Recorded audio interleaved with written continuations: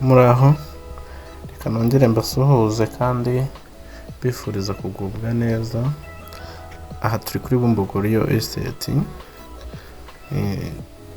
Iyi Bumbogo umwihariko wayo ugenda urushaho kuba mwiza bitewe n'uko tugenda tubagerera ahantu heza cyane. Mushobora kuba mwagura ubutaka buciriritse cyangwa se buri ku mafaranga makeya kandi bugiye ari bunini. Nk'aha hantu murabona ko ari heza, hateyemo ishyamba. Ahantu dushobora kuhabahera $1,300,000, kandi hakisesinga umuhanda, hakisesinga henda gukora ku kiyaga. Bise bishatse kuvuga ngo ni hafi no ku mazi. Hepfo gatoya muri metero nke cyane ni ku mazi. Ni ahantu hanini kabisa kandi hateretse, ubona ko ari heza cyane. Kandi ikindi ntago hatandukanye n'igishanga, ntago ari mu gishanga, ni mu buhinzi.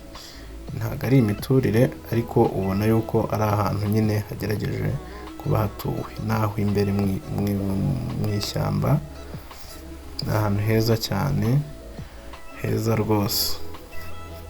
Reka tugende tugere ku mazi, muhite mutangira kubona ubwiza bw'aha hantu uko ndi kugenda mbubabwira. Hano ni Bumbogo mu karere ka Gasabo, akagari ko ni aka Nyagasozi.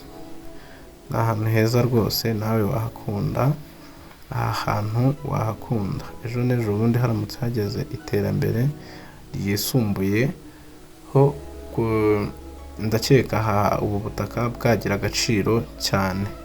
Ubutaka wabukunda. Urabona muri metero nkeya urabona ikiyaga ni iki. Ntabwo ari kinini cyane bikabije, ariko nanone ni hanini. Amazi ni amazi magari rwose. Ahantu wahakunda rero. Reka mbareke mukomeze murebe ubwiza bwaho. Ubundi nomero ni iyo ngiyo, nubona umpamagaye ntibikunde wanyandikira, mpita nsoma ubutumwa bwawe nkagusubiza. Murakoze.